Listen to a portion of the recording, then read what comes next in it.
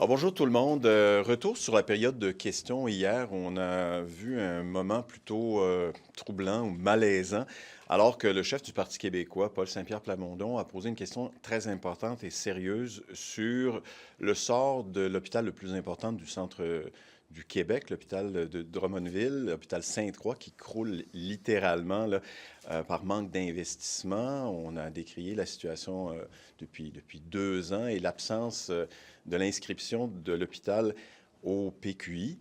Pas de réponse très claire à savoir si des investissements seraient faits à court terme sur cet hôpital. Et en relance, moi, j'ai voulu savoir auprès du ministre de la Santé s'il allait agir pour ce qui est de la santé et de la sécurité des employés, du personnel de laboratoire, de pathologie, qui sont exposés à des émanations de formaldéhyde qui mettent à risque leur santé. On veut évidemment le remplacement de cet équipement le plus rapidement possible. Et la réponse de Christian Dubé nous parle de l'hôpital de Maria en Gaspésie, 2 fois plutôt qu'une, à 700 kilomètres de l'hôpital Sainte-Croix. On n'a pas trop saisi pourquoi il a pu confondre ces 2 hôpitaux avec des problèmes bien distincts, mais surtout pourquoi il ne semblait pas savoir qu'il y a une crise majeure à l'hôpital Sainte-Croix et que la santé, la sécurité du personnel est en cause. En période de compression budgétaire, on se demande si des investissements sont faits à très court terme, si on peut les rassurer, les accompagner.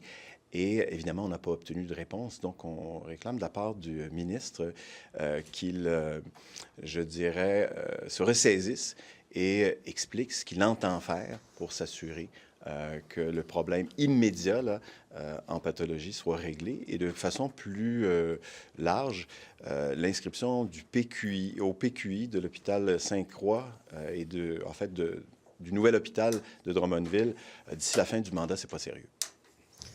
Un mot pour dire qu'il y a un certain nombre de nouvelles que le gouvernement, lorsqu'il a planifié son année, aimerait mieux qu'on ne discute pas ici. On va parler du soutien à domicile. J'ai reçu il y a quelques semaines déjà une note qui m'indiquait qu'on pouvait couper, pas nécessairement pour des raisons cliniques. Donc, il faut sauver de l'argent. C'est le cas au Bas-Saint-Laurent, c'est le cas ailleurs aussi. Donc, il y a des parents qui nous appellent en disant « Mon père ou ma mère qui est âgé a moins d'heures de soutien à domicile. On nous demande de compenser pour des tâches auxquelles on n'est pas habitué, puis qui créent une intimité particulière avec nos parents. Donc, on est rendu là, puis le mois de janvier n'est même pas terminé. Donc, c'est pas sans raison qu'on a demandé que le gouvernement nous présente son plan de compression. Là. C'est pas des blagues, c'est pas de la politique, c'est pas banal. Là. Partout, on se demande qu'est-ce qui va arriver avec les soins aux citoyens. Puis pendant ce temps-là, bien, le gouvernement aimerait qu'on regarde seulement le premier ministre face aux États-Unis, quand chaque jour, face à nos aînés, face aux soignants, face aux enseignants, on voit les conséquences des compressions qui sont liées essentiellement à quoi? Le gouvernement a dépensé énormément pour se faire élire. Ça a bien fonctionné pour lui, mais on paie collectivement un prix très cher présentement. Et heureusement qu'on est ici pour vous en parler, parce que comptez pas sur les députés de la CAQ qui sont fait dire appuyer les lignes du gouvernement, puis ça va bien aller. Bien, ça va pas bien du tout. Est-ce que François Legault est mou face à Donald Trump? Est-ce que François Legault est mou face à Donald Trump? D'abord, ce serait bien de ne pas faire de stratégie ouverte, mais il pourrait aussi consulter les partis d'opposition. M. Legault, dernière nouvelle, là, ne représente pas tous les Québécois là, quand on regarde les intentions de vote. Donc, le Parti québécois souhaite collaborer à l'interne avec le premier ministre pour trouver des stratégies. Face à Donald Trump, je veux dire, il est face aux limites de sa fonction. Contrôle pas la frontière, contrôle pas pleinement sa diplomatie. Tu sais, c'est François-Philippe Champagne puis Mélanie Joly qui parlent pour François Legault. Là. Même si le premier ministre là, a sur son compte Instagram une photo de Donald Trump, là, ça ne va pas empêcher le président américain d'agir. Donc, il est aux limites de ce qu'il peut faire. Au mieux, c'est de collaborer pour s'assurer d'éviter la hausse des tarifs. D'ailleurs, un haut gradé de l'administration américaine nous a dit ailleurs, faites encore des efforts. C'est exactement ce qu'on a dit il y a quelques jours. Donc, l'attitude, c'est celle... Je pense qu'il a l'attitude de vouloir défendre les Québécois. On l'appuie là-dedans, mais il y a des limites à ce qu'une province peut faire. Sur le plan de compression, ce ne serait pas davantage à Santé Québec à venir présenter un plan de compression? Bien, on a demandé, juste avant les fêtes, à Santé Québec d'exposer son plan détaillé pour aller chercher 1,5 milliard de dollars. Mais on est face justement à ce nouvel environnement où le gouvernement a créé Santé Québec comme une espèce de paravent pour lui demander ensuite une mission impossible, c'est-à-dire de couper 1,5 milliard de dollars sans toucher aux services de santé.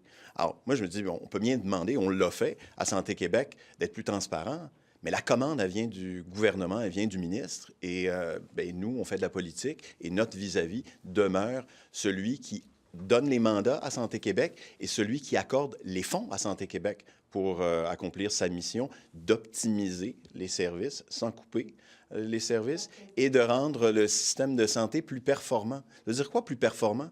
Ça veut dire réduire les services pour les plus vulnérables, pour les personnes handicapées, couper les chèques emploi-service, ça n'a aucun bon sens. Où est-ce que les députés caquistes entendent... C'est M. Dubé qui doit répondre de ça. D'après vous, est-ce que les députés caquistes entendent parler des compressions dans leur comté? Évidemment. Et qu'est-ce que ça veut dire s'ils ne s'expriment pas sur ces compressions? En tout cas, même s'ils ne s'expriment pas, ça existe. Dans le journal Le Manic, à Bécomo, on parle de compression importante en éducation sur 2 pages. Même si le député n'en parle pas, tout le monde est au courant sur la Côte-Nord. C'est la même chose dans d'autres régions du Québec où il y a des compressions où des citoyens nous écrivent ou nous appellent. Puis je dis, vous habitez où? Bien là, ils vont dire, par exemple, j'habite, je ne sais pas, mais en Mauricie. Mais pourquoi vous n'appelez pas votre député? Bien, parce qu'il ne peut rien nous dire. Je veux dire, ils sont aussi au courant que nous. C'est des gens qui sont aussi près de nous, de l'actualité. La différence, c'est que, publiquement, je pense qu'ils devraient le dire. Je pense qu'ils devraient dire c'est inacceptable. Je ne sais pas s'ils le font en caucus, mais c'est important. Il y a des moments là, où on est au point de rupture puis on a besoin du soutien de tout le monde sur ces enjeux-là. Je veux dire, c'est sérieux, là, l'affaire. Vous les mettez au défi, en quelque sorte, de prendre Mais la parole et de dénoncer les compressions. Le bureau du WIP va leur envoyer une ligne. Vous allez dire ça à Pascal Bérubis. J'ai vu ce qui s'est passé les derniers jours, là. L'important, là, c'est qu'on soit capable de faire front commun pour protéger notre monde. Moi, je suis d'avis qu'il y a des compressions là, qui sont inacceptables. Dans mon comté, on a coupé des heures à l'urgence. Je veux dire, on est rendu là. C'est sérieux et ça mériterait que le gouvernement nous dise voici à quoi on est confronté, voici le plan qu'on a, puis on pourra juger des choix budgétaires. Mais c'est une affaire qui est sérieuse. Alors oui, il nous arrive souvent d'être obligés d'intervenir dans des dossiers partout au Québec, même à 4, parce que les gens nous font confiance pour les défendre. Lorsque le sous-ministre, en décembre, a écrit là, à Santé Québec pour dire qu'il ne faut pas couper dans l'aide à domicile, puis qu'on réalise aujourd'hui qu'il y a eu des coupes, il y a quelqu'un avec un chronomètre qui va chez quelqu'un pour voir combien de temps ça prend là, à l'autre toilette. Est-ce que c'était du théâtre, la lettre qui est envoyée, ou c'est Santé Québec qui n'écoute pas le gouvernement? C'est quoi votre lecture? Bien oui, il y a une part de théâtre là-dedans, parce que la lettre ou la directive, elle aurait pu être envoyée sans nécessairement qu'on l'évente et qu'on la publicise dans les médias. Donc, il y avait là un geste de marketing politique qui consistait à faire en sorte que le gouvernement s'offusque, s'indigne du fait que, malgré la commande là, d'aller faire des compressions importantes, il ne fallait pas que ça touche les services, donc et surtout pas aux plus vulnérables. Donc, on a donné, évidemment, le mandat au sous-ministre de faire une lettre et de la publiciser. Là, aujourd'hui, bien, on se rend compte que, finalement, ça ne donne strictement rien. Si ces commandes-là ne sont pas entendues, ne sont pas exécutées, mais ça pose un autre problème. Y a-t-il un pilote dans l'avion? Qui est-ce qui dirige actuellement le système de santé? Si le ministre n'est pas capable de savoir qu'il se passe un problème majeur pour la santé, la sécurité des gens qui travaillent en pathologie à Drummondville, parce qu'il y a Santé Québec qui devrait s'en occuper, Santé Québec dit, je ne sais pas si j'ai les moyens d'investir parce qu'on a des compressions budgétaires. C'est la même chose pour les chèques emploi-service, la même chose pour les services d'urgence et ainsi de suite. Alors, on se dit, bien, il y a comme cette machine-là qui doit obéir à une commande politique, et le politique lui dit, moi, je m'en lave les mains, c'est les opérations.